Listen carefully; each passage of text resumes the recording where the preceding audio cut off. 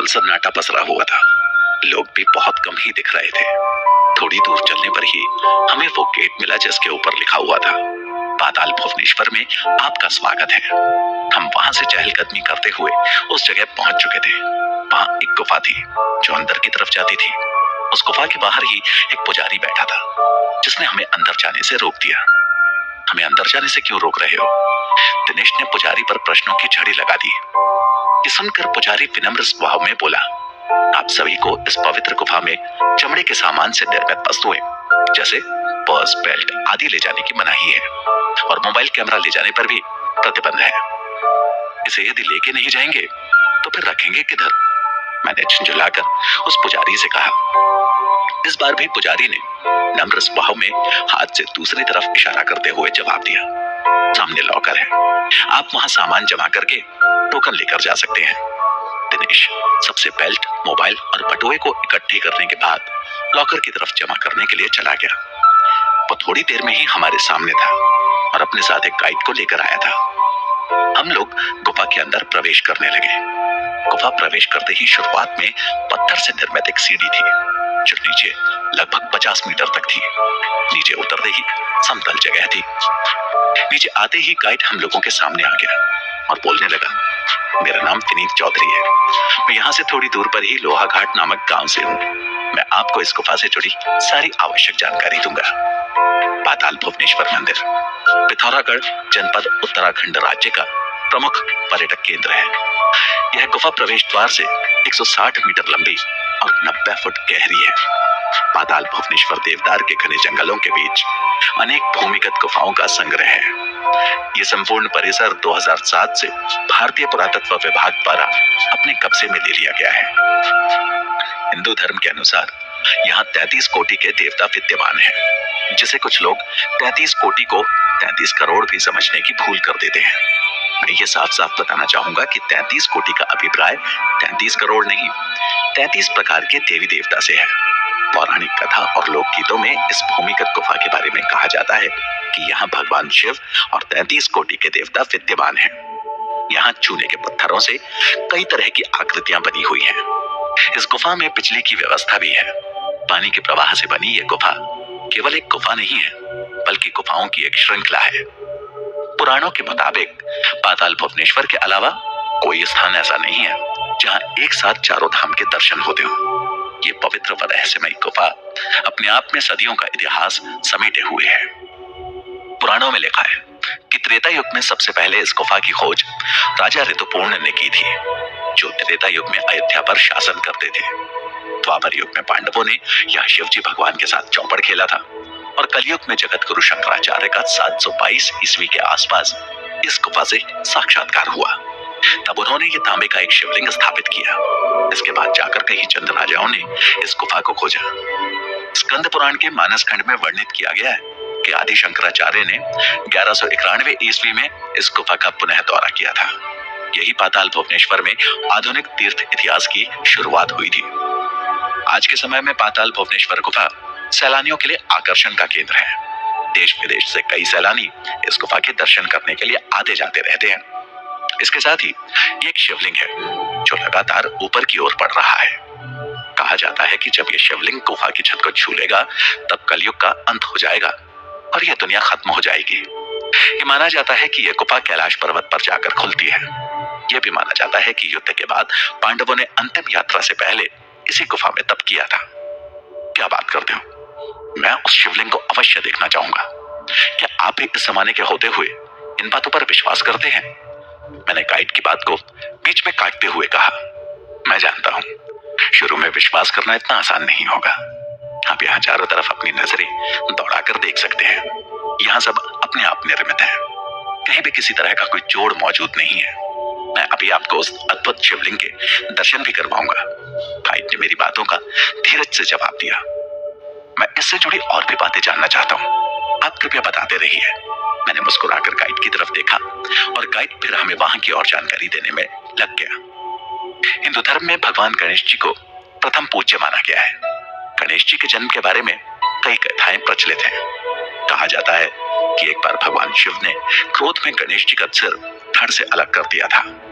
बाद में माता पार्वती जी के कहने पर भगवान गणेश को हाथी का मस्तक लगाया गया था, लेकिन जो मस्तक शरीर से अलग किया गया, माना जाता है वो मस्तक भगवान शिव जी ने पाताल भुवनेश्वर गुफा में रखा है।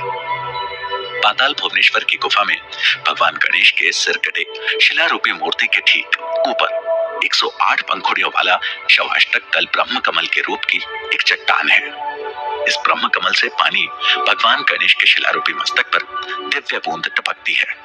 मुख्य बूंद आदि गणेश के मुख में गिरती हुई दिखाई देती है। मान्यता है कि यह ब्रह्म कमल भगवान शिव ने ही यहाँ स्थापित किया था।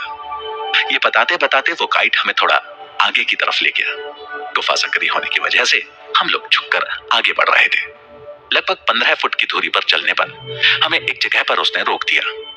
वो ऊपर की तरफ इशारा करते हुए बोला, ये देखिए, ये ब्रह्म कमल का रूप है। ध्यान से देखने पर आपको एहसास होगा कि उस ब्रह्म कमल से पानी की बूंदें टपक रही हैं, जो सीधे नीचे पड़े शिवलिंग पर पड़ती हैं।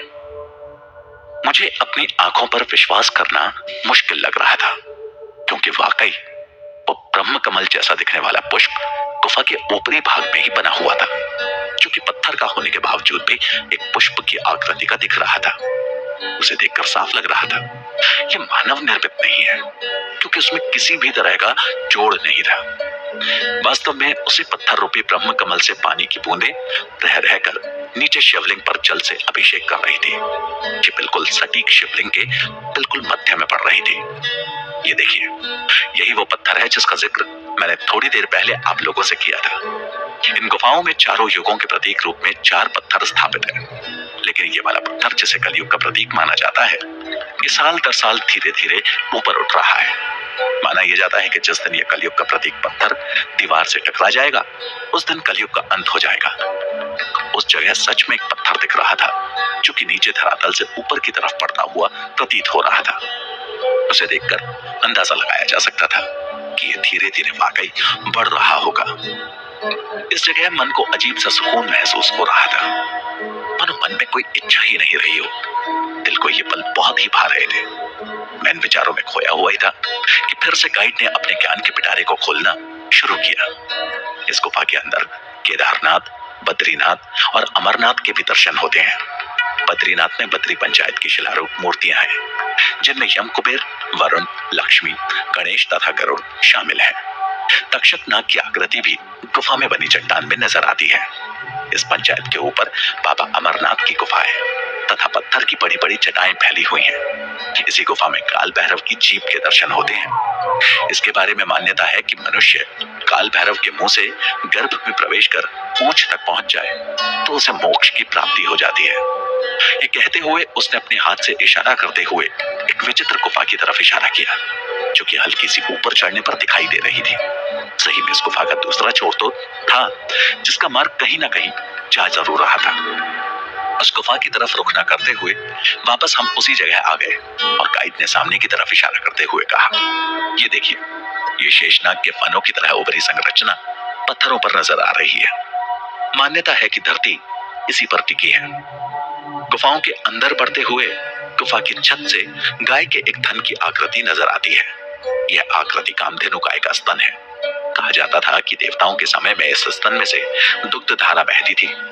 कलयुग में अब दूध के बदले इससे पानी टपक रहा है। उसके ऐसा कहते ही मेरी नजरें उस ओर गईं। ये सारा नजारा वास्तव में मेरी सारी अफवाहों को सच करता हुआ प्रतीत हो रहा था। इस जगह की पौराणिक कहानियां इस गुफा में मौजूद साक्ष्य की वजह से मुझे अब वास्तविकता का एहसास करवा रही थी। इस जगह को देखने के बाद कोई भी व्यक्ति विश्वास कर सकता था। इस बात को मैं दावे के साथ कह सकता हूँ कि बिना इस जगह को प्रत्यक्ष रूप से देखे यहाँ किसी भी कहानी पर विश्वास करना असंभव था। हम लोगों ने उस जगह का सूक्ष्म निरीक्षण किया और गाइड ने भी हमारा बखूबी साथ दिया। घड़ी में वक्त 4 बजे का हो चला था। हम लोग वहां से वापसी के लिए चल पड़े। करीब 2.5 घंटे में हम लोग लोहा घाट पहुंचे और वहीं रात्रि का खाना खाने का निश्चय किया। होटल में वहां सभी ने भरपूर खाने का मजा लिया और तकरीबन 8:30 बजे तक हम लोग चंपावत पहुंच गए। लोहा घाट से चंपावत मात्र 13 किलोमीटर की ही दूरी पर था। कमरे में आते ही सभी बिस्तर पर ढेर हो गए। मैं और भैया बीच वाले कमरे में सो गए। वहां एक डबल बेड लगा हुआ था। खिड़की से ताजी हवा आ रही थी। बिस्तर पर पड़ते ही नींद के आगोश में समा गए। अचानक रात को छन छन पायल की आवाज से मेरी नींद टूटी। मैं आंख बंद किए ही बिस्तर पर इस आवाज को महसूस कर रहा था।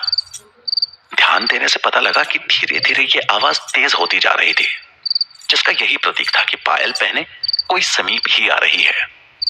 ये आवाज सुनते ही मेरे पूरे शरीर में जैसे करंट सा दौड़ गया। मैंने अपनी एक आंख को खोलकर अपने हाथों की तरफ देखा। मेरा रोम रोम खड़ा हो चुका था।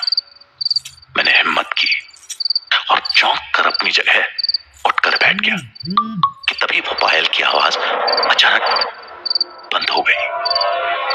मैंने पास ही मेज पर रखे बोतल से पानी पिया और वापस अपने बिस्तर में घुस गया और चादर तान ली। मेरे चादर तानते ही वो पायल की छन्न छन्न आवाज फिर से आनी शुरू हो गई। अब तो इस आवाज ने मेरी नींद कोसों दूर भगा दी थी। मैं फिर से अपनी जगह पर उठ खड़ा हुआ, लेकिन इस बार आवाज आनी बंद नहीं हुई। मैंने सोचा कि बगल में लेटे भाई को उठाऊं। ये सोचकर जैसे ही मैंने भाई की तरफ हाथ बढ़ाया कि तभी वो आवाज आनी बंद हो गई। मैं थोड़ी देर वहीं मूर्त बना बैठा रहा। ऐसा नहीं था कि आवाज आनी बंद हो गई। वो आवाज थोड़ी थोड़ी देर में 4 से 5 सेकंड्स के लिए आती और फिर 3-4 मिनट के बाद वही छन छन, जैसे कोई औरत भारी पायल जिसमें घुंघरू की मात्रा ज्यादा हो वो पहनकर चली आ रही है। अब मेरा दिल जोर जोर से धड़कने लगा। एक वक्त तो डर मुझ पर इतना हावी हुआ कि ऐसा लगा कि दिल छाती से निकलकर मेरे मुंह में आ जाएगा। मेरे तो बिल्कुल ये समझ में नहीं आ रहा था कि क्या करूं। मैंने सोचा कि क्यों ना मैं खुद दरवाजे को खोलकर देख लूं कि आवाज कैसे आ रही है, कहीं कोई शरारत तो नहीं कर रहा। मैं अपनी जगह से उठा और सबसे पहले अंदर वाले कमरे की तरफ गया।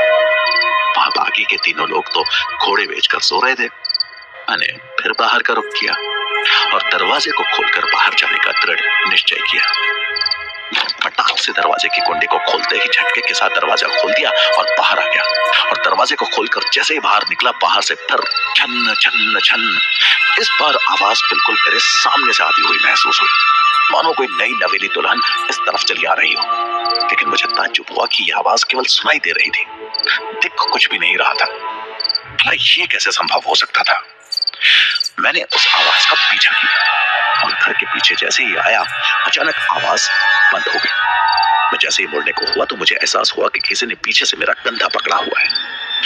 मेरे माथे से बहता पसीना कान के रास्ते होता हुआ गर्दन से नीचे की तरफ बहते हुए झुरझुरी पैदा कर रहा था। मैं जड़ मूरत बनकर वहीं खड़ा रहा। मेरे अंदर पलट कर देखने का भी साहस नहीं हुआ। अंशु, अंशु, तुम यहाँ इतनी रात गए क्या कर रहे हो? यह आवाज जानी पहचानी से लग रही थी। मैं मन ही मन बजरंगबली को याद करते हुए पीछे की तरफ पलटा और पीछे पलटने के बाद आंखें खोली तो अवाक से रह गया। तू यहाँ इतनी रात को, वो भी घर के पीछे की तरफ, इस जगह पर क्या कर रहा है? मेरा भाई वहां खड़ा था और आश्चर्य से मुझे ताड़ते हुए पूछ रहा था। मुझे काफी देर से पायल की आवाज आ रही थी। मैं उसी आवाज को सुनते हुए, तूने ठेका ले रखा हुआ है क्या हर चीज का? इतनी रात को बाहर अकेले और बिना पूछे मत जाया कर, यहाँ जंगली जानवर भी होते हैं। ये कहते हुए मेरा हाथ पकड़कर कमरे के अंदर जाकर दरवाजा बंद कर लिया और सो गए।